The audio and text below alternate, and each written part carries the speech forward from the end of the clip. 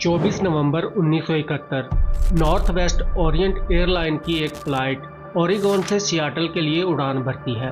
अभी फ्लाइट को उड़े चंद मिनट ही गुजरे थे कि आखिरी सीट पर बैठा हुआ एक मुसाफिर एयर होस्टेस को मुस्कुराते हुए एक नोट थमा देता है। नोट में लिखे हुए मैसेज ने इस एयर होस्टेस समेत पूरे अमेरिका को बुखला दिया था। इस शख्स को आखिरी बार इसी जहाज में देखा गया। इसके बाद उसे जमीन खा गई या आसमान निकल गया।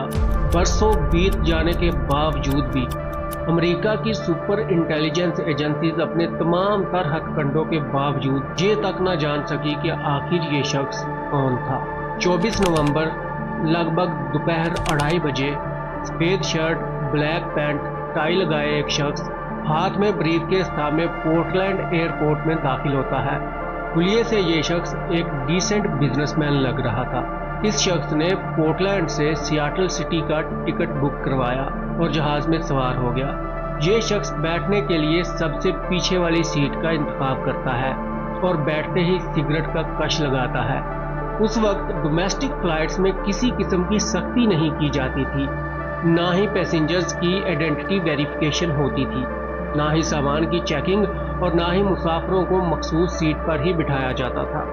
यहाँ तक कि जहाज में सिगरेट पीना भी अलाउ था।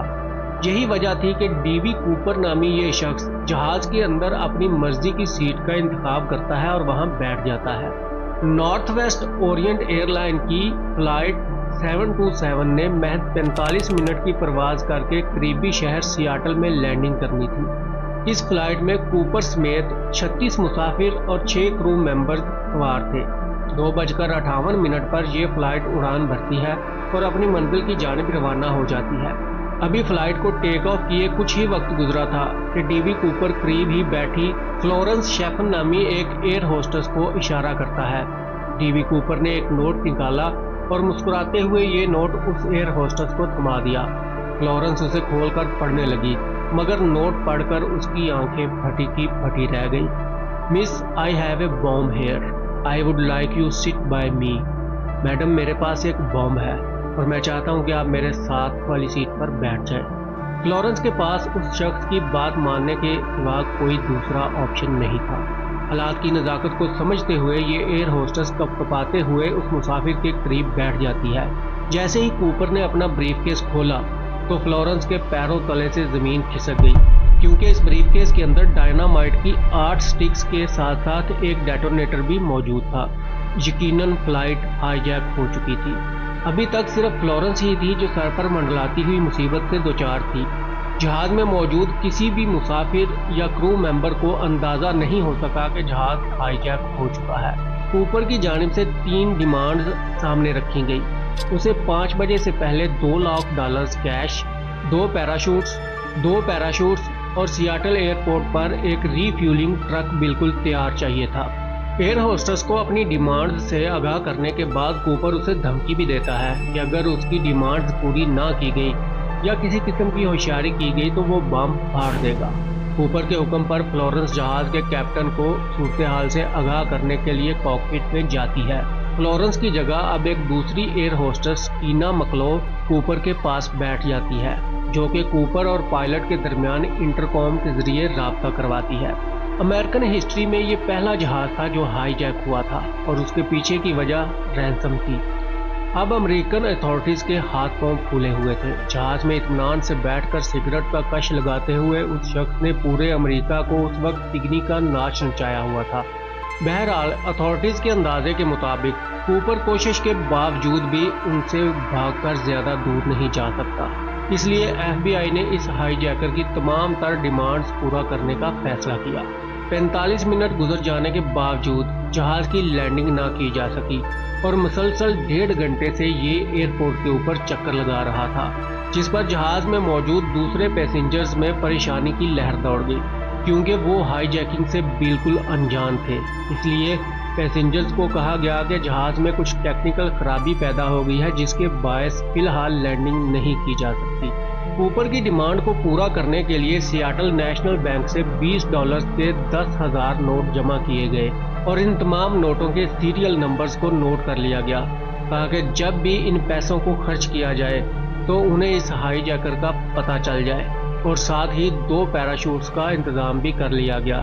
تمام تر انتظامات ہو جانے کے بعد اس فلائٹ کو بلاخر 5:45 پر لینڈ کروا لیا گیا اور کوپر کی ڈیمانڈز کے مطابق پیسوں کا ایک بیگ اور 2 پیراشوٹ اس کے حوالے کر دیے گئے اور اس کی تیسری ڈیمانڈ کے مطابق جہاز کو ری فیول بھی کر دیا گیا۔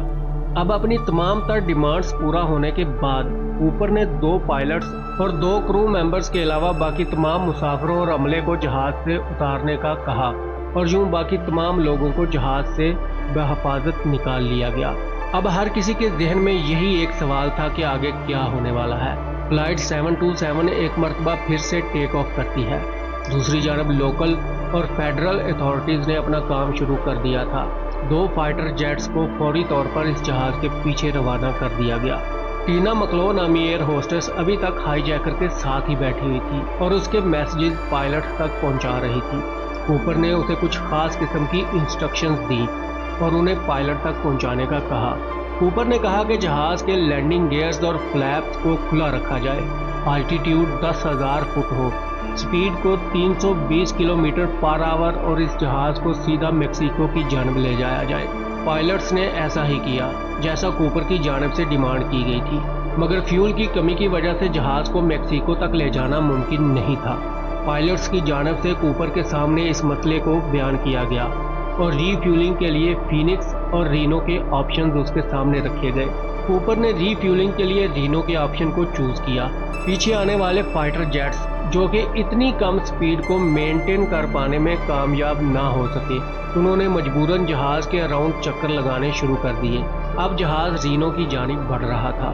کوپر کے حکم پر ٹینا پھر سے کاکپٹ میں جاتی ہے جہاں پہلے سے 2 پائلٹس اور ایک فلائٹ اٹینڈنٹ موجود تھی۔ وہ آخری لمحہ تھا جب ٹینا نے کوپر کو دیکھا تھا۔ جہاز کی سیڑھیاں کھلی تھی، یعنی کوپر ایک پیراشوٹ پہن کر جمپ کر چکا تھا۔ ایف بی آئی کو جہاز میں سے 8 جلے ہوئے سگریٹس، کوپر کی ٹائی اور ایک پیراشوٹ کے سوا کچھ بھی نہیں مل سکا۔ کوپر نے 8:10 پر جمپ کیا اور جس ایریا میں جمپ کیا گیا وہ سنسان ایریا پہاڑوں اور گھنے جنگلات پر مشتمل تھا۔ لینڈ سرچ اور ایریل سرچ ٹیم کی جانب سے اس پورے ایریا کے چپے چپے کو چھان مارا گیا، مگر انہیں کوپر کا کوئی نام و نشان نہیں ملا۔ کرو ممبرز کی مدد سے کوپر کا اسکیچ تیار کیا گیا۔ پبلک سے ہیلپ بھی مانگی گئی، یہاں تک کہ کوپر کا پتہ بتانے والے کو انعام بھی دینے کا اعلان کیا گیا۔ ان نوٹوں کے سیریل نمبرز کو بھی اخبارات میں چھاپا گیا۔ اس سب کے باوجود بھی آج تک کوئی یہ نہیں جان سکا کہ آخر یہ شخص کون تھا، کہاں سے آیا اور پورے امریکہ کی آنکھوں میں دھول جھونک کر کہاں چلا گیا۔ 1980 میں کولمبین ریور کے کنارے ایک بچے کو کھیلتے ہوئے ریت کے اندر سے $5800 کی 3 گڈیاں ملی جو کہ خاصی پرانی ہو چکی تھی۔ بچے کے پیرنٹس نے وہ گڈیاں ایف بی آئی کے حوالے کر دی۔ ان نوٹوں کے سیریل نمبرز ان نوٹوں سے میچ کر گئے جو کوپر کو دیے گئے تھے، مگر یہ پیسے یہاں کیسے پہنچے یہ بھی ایک مسٹری ہی تھی۔ کوپر سے یہ پیسے جمپ کرتے ہوئے یہاں گر گئے یا اس نے کیس کو مزید الجھانے کے لیے کچھ پیسے یہاں دبا دیے، اس کے بارے میں یقینی طور پر کچھ بھی نہیں کہا جا سکتا۔ تقریباً 50 سال گزرنے کے باوجود بھی اس کیس کو فیڈرل بیورو آف انویسٹیگیشن کی جانب سے بند نہیں کیا گیا اور انویسٹیگیشن کا سلسلہ آج بھی جاری ہے۔ کیا مستقبل میں اس چالاک ہائی جیکر کے بارے میں کوئی سراغ لگایا جا سکے گا یا یہ مسٹری ایسے ہی ایف بی آئی کا منہ چڑھاتی رہے گی؟ کمنٹ سیکشن میں اپنی رائے ضرور دیں۔ ملتے ہیں نیکسٹ ویڈیو میں۔ Take care.